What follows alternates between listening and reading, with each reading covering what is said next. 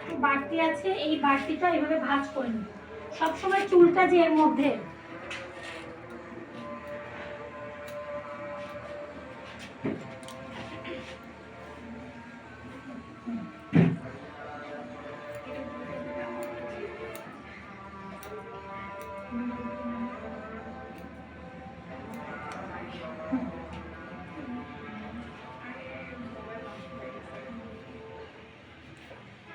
এইখানে একটু বড় বড় লাগছে, এখানে একটু আস্তে আস্তে চিরুনি করে দেখতে হবে, এরকম করে সাইজ করতে হবে চুল।